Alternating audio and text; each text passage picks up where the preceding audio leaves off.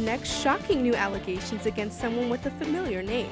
Jerry Sandusky's son is arrested on child sex abuse charges.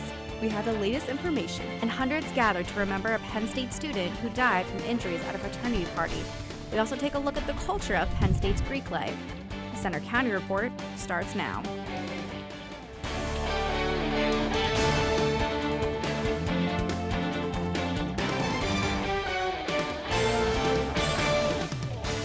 Good afternoon, I'm Janae Parrott. And I'm Alexi Pincus. One of Jerry Sandusky's adopted sons will be back in court next week for a hearing on child sex abuse charges. Jeff Sandusky faces 14 criminal counts and his bail is set at $200,000. Police say he asked for nude photos from a 16-year-old girl and tried to have oral sex with her sister. Sandusky has been suspended from his job as a corrections officer at Rockview State Prison. While the investigation into the death of Penn State student Timothy Piazza continues, hundreds turned out for a vigil to honor his life. Gianna Kazazian reports. Hundreds gathered at Old Main Sunday night to celebrate the life of Timothy Piazza. People lit candles and listened to stories told by family and friends. His roommate and fellow Thon volunteer made some jokes to lighten the mood. I've never met anyone who talked about garlic bread so often. I swear it was always on his mind whenever we mentioned food. Spencer Sipes, who performed at the vigil, reflected on what the event meant to him. I'm glad that we were able to be there to honor him and his life and his family. And it was just particularly hard just standing up there thinking about if my family had to be there and say those things about me. The Penn State community came together to honor the life of Timothy Piazza and to also show their support to his friends, his family, and his loved ones. His family also gave out bracelets to remind everyone to live like Tim and never stop laughing. Let them know that you think the world of them, that you love them with every fiber of your being, that you are proud of the young man or woman they've become. But his father, James, also talked openly about what happened and how students need to look out for each other and get help when needed. My ask of all of you is be smart, be aware, be safe. If you can help someone, help them. Don't think about it, just help them. Police say Piazza died after falling down steps at a fraternity house without receiving medical attention for almost 12 hours. In University Park, I'm Gianna Kazazian for the Center County Report. His brother Michael Piazza told those at the vigil, Tim is still helping people beyond his grave. His kidneys were donated to a 40-year-old man. Police say they've obtained video, witness statements, and evidence in Piazza's death investigation. They're looking into the role excessive alcohol and hazing may have had in his death. Meanwhile, Penn State's Greek life community isn't saying much about the incident, and it's urging fraternity and sorority members to stay quiet too. Reporter Tyler Stetzer says that's not sitting well with some students. This is not about prohibition. This is really about setting reasonable limits for ourselves and being responsible. That was Damon Sims in 2009 following the death of student and fraternity member Joseph Dado. He died after a fall down a staircase while intoxicated. But history repeated itself 8 years later with Timothy Piazza's death, also after a fall. An incident that sent an already private group of Greek organizations deeper into secrecy. Center County Report obtained an email sent by Interfraternity Council Executive Board member Michael Cavallero to chapter presidents before Sunday's vigil for Piazza. In it, he references the news media. Quote, "They will be asking for reactions, thoughts, and input on the situation. Again, these reporters will find some way to use your words against you." We reached out to Cavallero, and he said he had no comment on the email. As more and more is uncovered in the Greek community, like hazing allegations, sexual misconduct, and drug and alcohol abuse, will the walls that they've built up to protect their reputation collapse under pressure. We've altered this sorority member's voice to protect her identity. It's unfortunate that Greek life is being told basically to be silenced on the situation. I know I mentioned earlier, chapters don't want one person to represent all of their views, but at the same time, I think being silenced about a situation that's very tragic, it puts people in a lot of difficult positions, I guess. Students who are not involved in Greek life also reacted to the lack of information. It's really silly to say, you know, you can't talk to the press in your wearing your letters, because these people are so connected to their Greek life organizations, aren't they? Especially during a time like this, where people want to hear what people in the community think about the death of our classmates. We reached out to Penn State's Panhellenic president for comment on recent events. She told us, quote, "The current trajectory of Penn State Greek life is unsustainable. There is meaningful change that must take place. This is not to negate any previous accomplishments or achievements made by the Greek community." We also reached out to IFC multiple times, but received no response. In University Park, I'm Taylor Stetzer for the Center County Report. Within the past hour, the IFC's Michael Cavallero emailed us back and said he has no comment. 2 confirmed cases of mumps have shown up on Penn State's University Park campus. The students have been isolated and the health staff has been in touch with the people who were in close contact with them. Mumps is a contagious disease passed through saliva, coughing, and mucus. The State Health Department is monitoring the cases too. Some posters are causing controversy at Penn State because of the messages they are spreading. Reporter Lydia Aquino has more on the story. These are the posters that Penn State University administration calls deeply offensive. They've shown up on bulletin boards in several campus buildings. The poster reads, "Notice, it is your civic duty to report any and all illegal aliens. They have broken the law." Many students were shocked to see the posters hanging in buildings they attend classes in every day. Actually, I'm one of the kinds of people that takes the time to read those sort of poster boards that are all over in Willard. And it really caught my attention this time, and it really upset me. The university says the posters are designed to provoke anger, fear, and hate, but Penn State supports free speech. It's First Amendment right to be able to have a freedom of speech, so therefore I wouldn't take those posters down. But I would not approve of them being put up. However, there's nothing that I can do about it. It's unclear who posted the flyers, but someone else decided to fight back with a poster of their own. It reads, "Especially white citizens, it is your civic duty to confront any and all white supremacists." In many of the buildings on campus, there are public bulletin boards like this one, which means, according to First Amendment rights, anybody can come here, put a sign of whatever they want, as long as it's not blocking another flyer. The university says some of the posters are on public bulletin boards, so they won't be removed. But others are on boards reserved for university organizations, so the posters on those will be taken down. In University Park, I'm Lydia Aquino for the Center County Report. Penn State says every student on its campus has earned the right to be there based on their academic qualifications and hard work. Governor Tom Wolf says he plans to veto a bill that would toughen abortion restrictions here in Pennsylvania. Has approved a bill that would ban abortions performed after 20 weeks and restrict how most second trimester abortions are done. Meredith Field has been fighting the bill. As a woman who's worked with a lot of other women who have had to make very difficult decisions, I know that they take those decisions very seriously regarding whether or not to have an abortion. And I think that we need to trust women to make the right decision. The bill now goes to the House, but Governor Wolf has already threatened to veto it, calling it radical and unconstitutional. It includes exceptions to protect the mother's life, but doesn't exempt pregnancies caused by rape or incest or high-risk pregnancies with fetal abnormalities. A really heavy burden on women who might not know that they're pregnant until far into the pregnancy. According to the latest statistics from the PA Department of Health, just 1% of all abortions take place after 20 weeks, and only 5% use the dilation and evacuation method. That won't be legal if the bill passes. Protesters gathered in downtown State College on Saturday to voice their concern for the future of Planned Parenthood and women's health centers. This is coming right after our state senators just passed SB 3, which was a really dangerous and frankly unconstitutional abortion ban that they had just passed. And so we are standing up and we're saying we're not going to sit by idly while our rights are stripped away. The abortion bill is opposed by the state's largest doctors groups. In State College, I'm Janae Parrott for the Center County Report. The Pregnancy Resources Clinic in State College declined to comment to us on the use of the bill. The weather has been a roller coaster lately. Warm, then cold, then warm again. What's on the way next?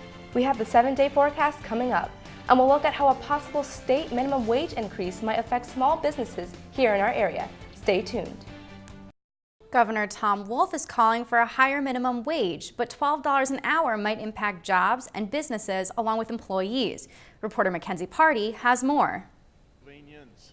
Governor Tom Wolf's proposed budget calls for lawmakers to raise Pennsylvania's minimum wage from $7.25 an hour to $12 an hour.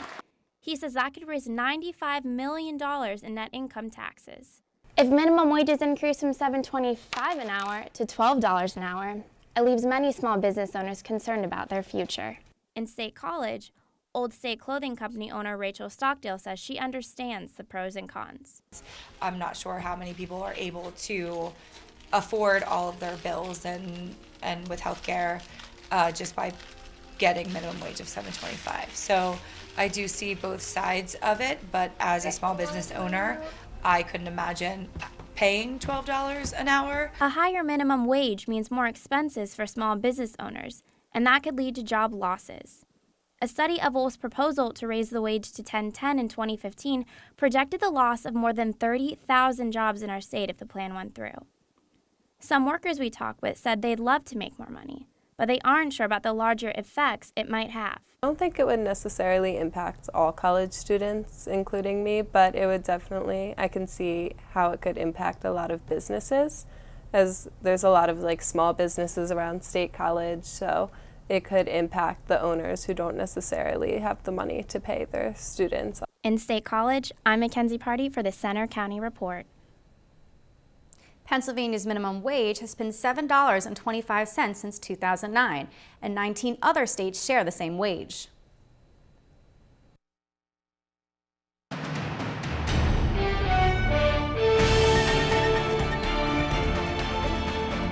As we take a live look outside, we can see right now we have mostly clear skies over Happy Valley. We take a live look outside Beaver Stadium. Right now also the temperatures are pretty comfortable as well, not a lot of wind to speak of. As we look at our themes throughout the week, we're going to have an amazing day today. Some more rain and snow moves in on Wednesday, and then we have a big warm-up coming this weekend just in time for thaw. So if we take a look at the current radar and satellite image, we see some rain and showers kind of off to the south of our region. I don't think they're really going to be affecting us today. The clouds also have been moving out. And looking at current temperatures across the region, we see it's 39 right now in State College, it's 39 in Stormstown, and over in Beech Creek, it's only 35 degrees. If you take a look at the Commonwealth as a whole, we'll see over in Pittsburgh, it's 42, it's 39 in Franklin, 44 in Erie. On the other side of the state, it is going to be 37 in Philadelphia and 33 in Scranton. Now, as we look at your future weather, as we move through the day today, as we get to tonight, anyone going out tonight, it's going to be about 36 with some increasing clouds on the way. As we move through the day into Wednesday, we'll see the cold front comes through with some rain and snow showers. About a high of 36 on Wednesday. The cool down is going to be coming throughout the day on Thursday. High of only 29 on Thursday and going down into the teens into your Friday. But as we look at your forecast for your Valentine's Day, we're looking at lots of sunshine above average, a high of 46 degrees with some light winds out of the southwest. For any of you going out tonight, you've got a special day on Valentine's Day. You're a sad sack like me and it's dinner for one. We're looking at a low temperature of about 34 degrees with some increasing clouds. And then finally, as we move into your 7-day forecast, we see mostly sunny skies on Thursday with a high of 33. Mostly sunny again on Friday and Saturday with temperatures slowly increasing to the 50s. With mid-50s on your Saturday and Sunday. And that's going to do it all for the weather. Do you guys have any big Valentine's Day plans? Because for me, it's just going to be basically Netflix and chill. But I do that about every night anyway, so. I think the extent of our celebrating is wearing red today. Yeah. Oh, I missed the memo. Might be. Next week, we got Next week. Thank you, Andrew. Now here's George with sports. Penn State Wrestling is on its way to another shot at a national title. We'll take a look at their big weekend at Rec Hall. And we also caught up with a local ski team as they train for their upcoming competitions. That's all coming up in sports.